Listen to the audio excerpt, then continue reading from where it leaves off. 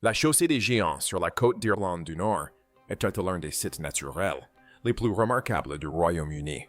Ses falaises abruptes et ses baies profondes en font un site inscrit au patrimoine mondial de l'UNESCO. La fameuse porte de pierre mobile d'Irlande s'est enfin ouverte, et ce qui en est sorti est troublant.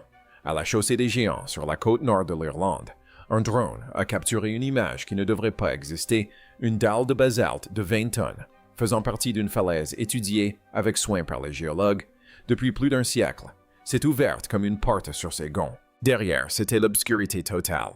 Aujourd'hui, on raconte que des touristes et des gardes du National Trust ont vu le légendaire Finn disparaître dans une porte magique. 11 secondes plus tard, elle se referma si parfaitement qu'il ne restait ni fissure, ni interstice, ni joint. Lorsque des chercheurs ont pointé un radar à pénétration de sol vers cette portion précise de roche, ce qu'ils ont découvert à l'intérieur a bouleversé toute leur connaissance sur ce littoral. Et quand est-ce qu'ils pouvaient s'y trouver? Les scientifiques qui ont réalisé ces analyses ont depuis démissionné ou refusé de signer les rapports officiels et gardé le silence. L'une d'elles n'a prononcé que 4 mots avant de quitter les lieux et de rester injoignable pendant 3 semaines. J'en ai assez vu. Voilà ce qu'ils ont trouvé. Les images.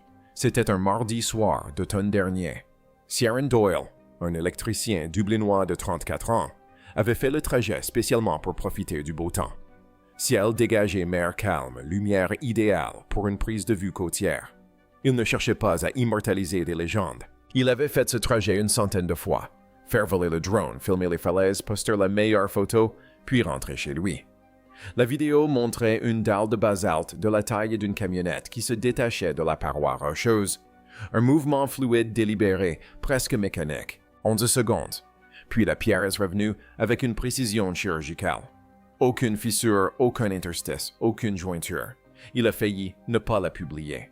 Il pensait que le drone avait eu un problème ou que la lumière jouait des tours. Mais il voyait l'ombre se déplacer derrière la dalle. Quelque chose avait été ouvert là-bas. Il l'a téléchargé cette nuit-là. Le lendemain matin, son téléphone n'arrêtait pas de sonner. Voilà, le hic. Un chercheur ayant visionné ces images disposait déjà de 15 années de données, prouvant que ce que Doyle avait filmé était physiquement impossible. Une silhouette finirait par disparaître de l'intérieur de cette roche, mais personne ne le savait encore. La seule question était qui avait-il derrière cette porte? Le géologue qui ne pouvait l'ignorer. Géologues, journalistes, chercheurs universitaires, tous exigeaient de savoir une chose, était-ce réel ou faux? L'un de ces appels provenait du docteur. Sarah Brennan, géologue de renom à l'Université Queen's de Belfast, étudie les formations basaltiques d'Antrim depuis plus de 15 ans. Loin de courir après les vidéos virales, elle a publié des dizaines d'articles sur les structures rocheuses volcaniques de l'Atlantique Nord. Lorsque ses collègues lui ont transmis la vidéo, elle a failli la rejeter d'emblée. Puis elle l'a regardée une deuxième fois, puis une troisième. Elle a appelé Doyle directement et lui a dit sans embâche que soit ces images violaient toutes les règles connues de la géologie, soit il s'agissait du canular le plus sophistiqué qu'elle ait jamais vu. Le lendemain, elle s'est rendue sur place pour en avoir le cœur net. Voici ce qui rend cette affaire si importante. La chaussée des Géants est datée l'un des littoraux les plus étudiés au monde. Ce tronçon de littoral nord-irlandais était composé d'environ 40 colonnes de basalte hexagonale imbriquées formées il y a environ 60 millions d'années. Lorsque de la lave à plus de 100 degrés Celsius est rempli la vallée et s'est refroidi pour former des piliers géométriques d'une perfection troublante. La légende locale raconte qu'un géant nommé Finn McCool les a construites comme un pont vers l'Écosse. En des siècles d'études, malgré tous ces relevés géologiques et ces analyses de terrain, personne n'avait jamais détecté la moindre cavité à l'intérieur de ces falaises. Aucun texte ancien ne mentionnait une porte cachée. Aucune légende n'en laissait même entrevoir l'existence. Brennan elle-même avait scanné des dizaines de fois des portions de cette côte et n'y avait trouvé que de la roche solide à chaque fois. Et c'est là que ça devient étrange. Ce qu'elle a découvert en pointant son radar vers cette falaise, c'était quelque chose dont elle ne peut toujours pas parler sans que sa voix ne se brise. 2 membres de son équipe de recherche initiale ont démissionné dès la première semaine. Et l'image qui s'est affichée sur son écran ce matin-là seule, au pied de la falaise balayée par le vent de l'Atlantique, allait être la dernière chose qu'elle ait jamais officiellement rapportée. Ce que le radar avait détecté. Tôt le lendemain matin, Brennan a installé son radar à pénétration de sol aux coordonnées exactes figurant sur les images de Doyle. Elle a calibré les capteurs, pointé l'antenne vers la falaise, lancé le balayage et attendu. Ce qui s'est affiché sur son écran l'a figé sur place. Son assistant de terrain a déclaré plus tard avoir cru à un dysfonctionnement de l'équipement. Elle ne prenait pas de notes. Elle ne modifiait aucun réglage. Elle resta là, les yeux rivés sur l'écran pendant près de 2 bonnes minutes, dans un silence absolu. Juste à fixer l'écran. Voici ce que le radar indiquait, une immense chambre creuse dissimulée à l'intérieur de ce que tous les géologues de la planète considéraient comme du basalte massif.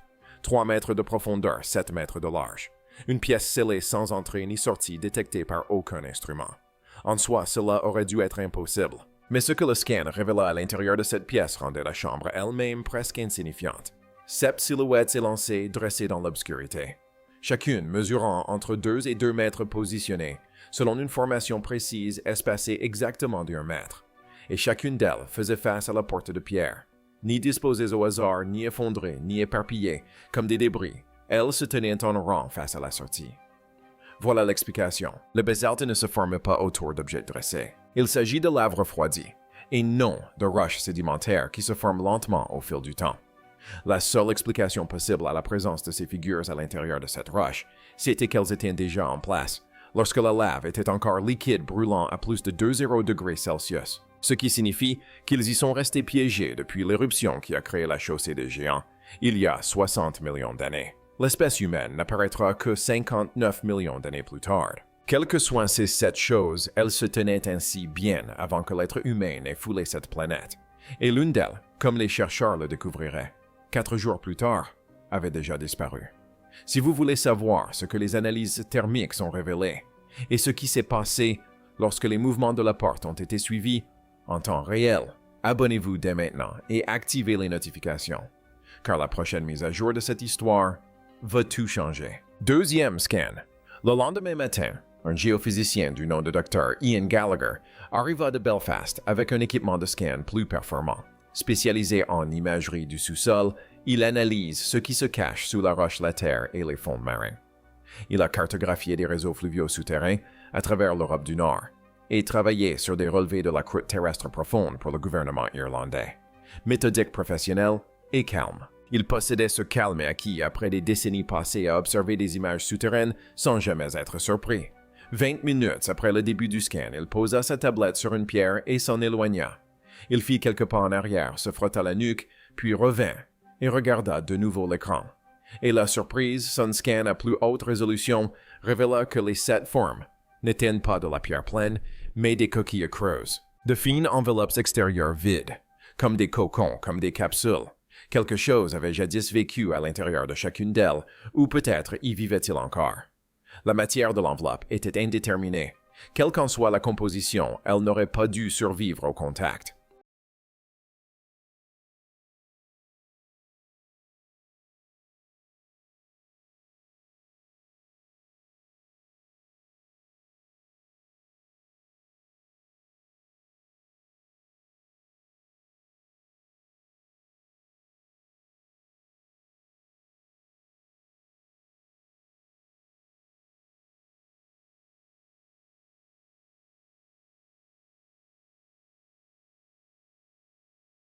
Avec de la lave en fusion, rien d'organique ne résiste à de telles températures. Rien de synthétique non plus, pas pendant une telle durée, pas sous une telle pression. Et pourtant, ils étaient là intacts et structurellement solides à l'intérieur d'une roche qui avait été du feu liquide à l'époque où les dinosaures s'éteignaient. Et c'est là que ça devient étrange. Moins de 48 heures plus tard, les agences gouvernementales furent discrètement informées. Courriel crypté. Réunion à huis clos. Le site sur lequel le Dr. Brennan avait consacré toute sa carrière allait lui être enlevé. Et personne n'allait lui expliquer pourquoi. La dissimulation. Une équipe d'une agence environnementale est arrivée dans les 48 heures et a publié un communiqué presque immédiatement.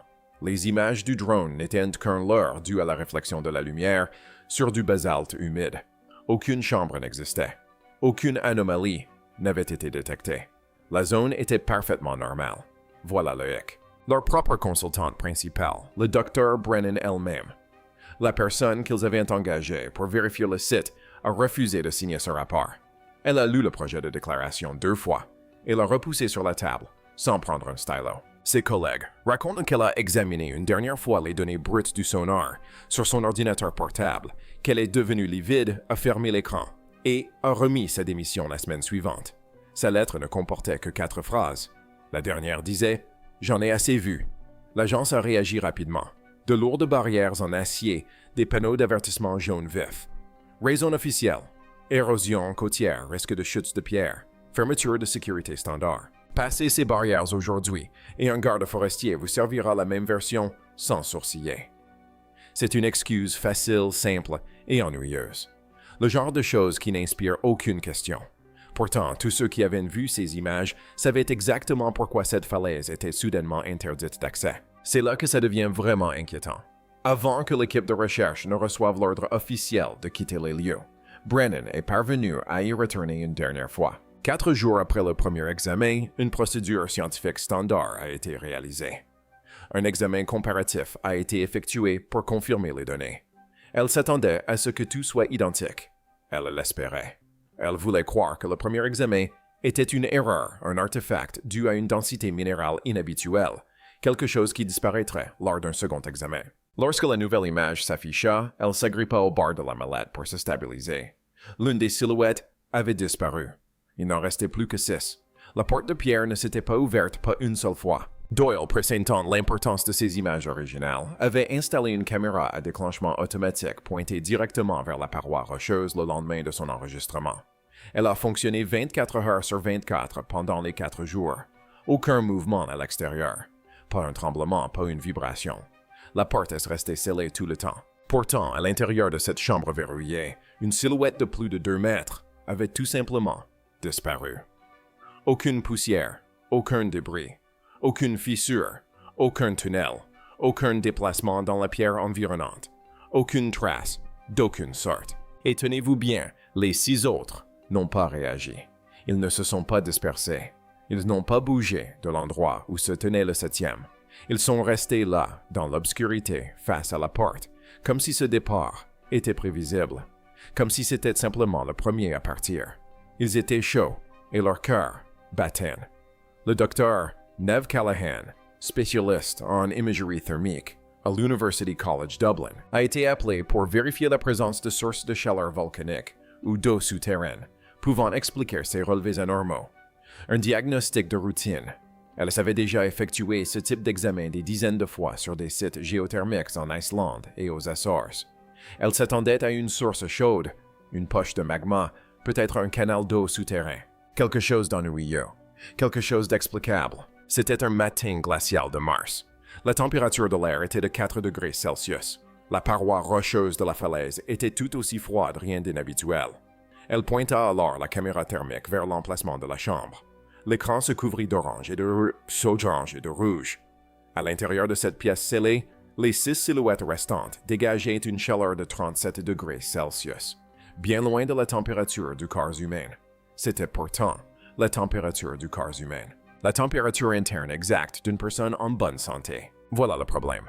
En géologie, comme en thermodynamique, aucun mécanisme n'explique comment quoi que ce soit puisse rester aussi chaud à l'intérieur de la roche froide pendant un siècle, et encore moins pendant des millions d'années. La chaleur se dissipe toujours, elle rayonne vers l'extérieur et s'estompe. Ce n'est pas une théorie, c'est une loi fondamentale de la physique. Emprisonné dans du basalte gelé entouré par l'air de l'océan Atlantique, tout objet chaud aurait dû atteindre l'équilibre thermique avec la roche environnante en quelques jours et non en des millions d'années. Quelques jours. Callahan a recalibré l'appareil, changé les piles, repositionné la caméra et effectué la numérisation depuis 3 angles de porte différents. À chaque fois 99 degrés stables sans équivoque. Elle a emprunté une deuxième unité thermique au kit de Gallagher et a répété toute la séquence avec un autre matériel. Même résultat. Elle se tourna vers ses collègues et leur demanda très sérieusement s'ils lui faisaient une blague. En voyant leur visage pâle, leurs lèvres serrées sans un rire, elle comprit que non. Elle rangea ses affaires sans dire un mot de plus et ne répondit ni à un courriel ni à un appel pendant 3 semaines. Quand elle finit par répondre, ce fut en une seule phrase. « J'ai besoin de plus de temps pour assimiler ce que j'ai vu. Mais voici ce à quoi personne ne s'attendait. » L'équipe avait également installé des capteurs de vibration le long de la paroi rocheuse. Ce que ces capteurs ont enregistré constitue peut-être le détail le plus troublant de toute cette histoire. Un pouls rythmé se répétant toutes les 4 secondes régulier constant sans aucune variation. Un chercheur principal, pesant soigneusement ses mots, a admis officiellement que ce rythme était indiscernable d'un battement de cœur lent. Les relevés thermiques étaient également instables. Elles atteignaient des pics de plus de 100 degrés sans déclencheur externe, puis retombaient à 99 degrés. Ces fluctuations ne correspondaient ni aux marées, ni aux conditions météorologiques, ni à aucun cycle géologique connu. L'équipe a effectué des corrélations avec la pression barométrique, les phases lunaires, et l'activité sismique dans l'Atlantique Nord. Aucune correspondance n'a été trouvée. La chaleur agissait de façon indépendante autonome. Quelle que soit la source de cette chaleur, elle provenait de l'intérieur de ces coquilles creuses. Elle se dirigeait vers la porte. Toutes les 72 heures, l'équipe effectuait un nouveau scan. À chaque fois, la situation empirait. Les 6 silhouettes restantes changeaient de position de quelques centimètres, à la fois, un mouvement à peine perceptible d'un scan à l'autre, mais toujours de façon constante et dans la même direction. Elles n'étaient plus disposées selon leur formation militaire précise. Elles s'étaient regroupées et se déplaçaient inexorablement vers la porte de pierre scellée, lentement, délibérément, comme quelque chose qui se réveille d'un très long sommeil et décide qu'il est temps de partir. Les chercheurs ont superposé les données de position de chaque scan de 72 heures sur une seule image composite. Lorsqu'ils ont vu la trajectoire tracer 6 points de données, un chemin clair et continu vers la sortie, personne dans la pièce n'a dit un mot pendant longtemps. Et tenez-vous bien, ces choses sont emprisonnées dans la roche volcanique depuis bien avant l'apparition des mammifères. Elles ont survécu à toutes les espèces, toutes les civilisations, tous les empires qui ont émergé et disparu à la surface. Pendant des dizaines de millions d'années, elles sont restées immobiles. Elles sont restées en formation patiente et mobile. Aujourd'hui, de notre vivant, elles se dirigent vers la sortie. Par ailleurs, plus d'1 million de touristes visitent chaque année la chaussée des Géantes. Des familles arpentent ces pierres noires avec leurs enfants. Elles prennent des selfies. Elles écoutent les guides parler de Finn McCool. Elles ignorent tout de ce qui se cache réellement derrière cette falaise. Elles ignorent qu'à 12 mètres derrière le rocher, 6 entités irradient leur chaleur corporelle dans la pierre froide et se dirigent lentement vers une porte déjà ouverte. Et quelque part là-bas, évoluant dans un monde qui ignore son existence, celle qui est déjà partie reste introuvable. La suppression. Malgré sa démission, le Dr. Brennan a tenté de rendre ses travaux publics. Elle a passé des mois à compiler toutes les données thermiques, les profils d'activité cardiaque, les variations de position et l'analyse de la composition des coquilles. Elle a rédigé un article scientifique, l'a fait relire par 2 collègues de confiance, qui ont confirmé la validité de sa méthodologie, puis l'a soumis au comité d'éthique géologique irlandais. Le conseil l'a immédiatement rejeté. Matériel défectueux, méthodologie erronée, preuve insuffisante. Affaire classée. Mais voilà, le hic, un collègue de ce conseil l'a contacté en privé. Hors antenne, téléphone jetable. La véritable raison n'avait rien à voir avec ses recherches scientifiques. Si le public apprenait que des signatures thermiques biologiques et des pulsations rythmiques avaient été détectées dans du basalte ancien, cela bouleverserait tout ce que nous savons de l'histoire de la vie sur Terre. Tous les manuels scolaires seraient réécrits. Toutes les chronologies ont volé en éclats. Toutes les hypothèses concernant l'apparition de l'intelligence sur Terre ont été balayées. En avril, tout le matériel de surveillance a été discrètement retiré du site. On a dit aux chercheurs sans embâge « Silence, ou votre carrière est finie ». Mais ils n'ont pas pu tout détruire. Les preuves subsistent. Siren Doyle possède toujours les images originales de son drone sur 3 disques durs stockés à différents endroits à Dublin. Il les consulte chaque semaine. Il a confié à un ami proche qu'il dort différemment maintenant. Plus léger, plus alerte, comme si quelque chose avait changé dans son cerveau, la nuit où il avait vu cette pierre bouger, et que ce changement ne s'était jamais complètement opéré. Les chercheurs qui ont travaillé sur le site Brennan Gallagher Callahan, et au moins 2 autres membres de l'équipe, ont conservé des copies personnelles de tous les éléments. Données sonores, enregistrements thermiques, enregistrements de vibrations, scans, de position. Tout cela est sauvegardé sur des disques cryptés inaccessibles sans mandat. Des données déjà divulguées. Le dernier examen avant le retrait du matériel montrait que les 6 silhouettes bougiaient encore, palpitaient encore, étaient encore chaudes. Celle la plus proche de la porte se trouvait à quelques mètres seulement de l'entrée en pierre. et son rythme cardiaque était nettement plus soutenu que la semaine précédente. Il s'intensifiait, s'accélérait, comme si elle pressentait la sortie. Mais la question qui hante les nuits de tous ces chercheurs ne concerne pas les 6 silhouettes encore à l'intérieur. Elle concerne celle qui est déjà sortie. Lors de leur première exploration de cette chambre, cette silhouette était présente. Il n'en reste plus que 6. L'une d'elles a disparu. Elle n'a pas percé la pierre. Elle n'a pas ouvert la porte.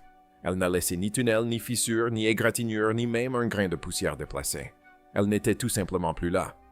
Alors, où est-elle maintenant, quelque part sous l'Atlantique, dérivant à travers des réseaux de grottes, s'étendant sur des kilomètres sous les fonds marins irlandais, cachée dans une caverne inexplorée, le long de la côte enfouie dans une autre paroi rocheuse, que personne n'a songé à explorer, ou ailleurs encore, sous une ville à l'intérieur d'une montagne, se déplaçant dans des espaces que nous n'avons jamais pensé à explorer.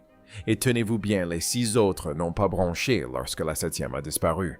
Elles ne se sont pas dispersées. Elles ne se sont pas réorganisées. Elles ont simplement continué à avancer vers la porte patiemment régulièrement, comme si ce départ était attendu, comme si elle était simplement la première à partir, comme si elles attendaient tout leur tour. Nous avons passé toute notre existence à croire que nous étions les premiers êtres intelligents à avoir foulé cette planète. Ces silhouettes disent le contraire. Quelque chose existait bien avant nous, scellé dans la pierre rayonnant de chaleur, vibrant d'un rythme semblable à la respiration. Et cela attendait à l'intérieur de la roche, tandis que chaque civilisation que nous avons bâtie s'élevait et s'effondrait à sa surface. Docteur. Récemment, Brennan a confié quelque chose en privé à l'une des rares personnes en qui elle a encore confiance. Elle a dit « Nous traitons l'histoire ancienne comme quelque chose de mort, quelque chose que l'on déterre et que l'on met sous vitrine. Mais, et si elle n'était pas morte? Et si elle dormait simplement? Et si elle était enfin en train de se réveiller? En ce moment, même 6 silhouettes se dressent face à une porte de pierre à l'intérieur des falaises de la chaussée des Géants. Leur rythme cardiaque s'accélère. Leur signature thermique augmente. Ils sont à 2 doigts de la sortie. Et le 7e est déjà quelque part se déplaçant dans un monde qui ignore son existence. Pensez-vous que ces 6 personnes sont encore derrière cette porte? Ou d'autres se sont-elles déjà échappées? Dites-moi ce que vous en pensez dans les commentaires. Abonnez-vous et activez les notifications, car dès que les résultats du prochain scan seront disponibles, nous serons les premiers à vous révéler où il est passé.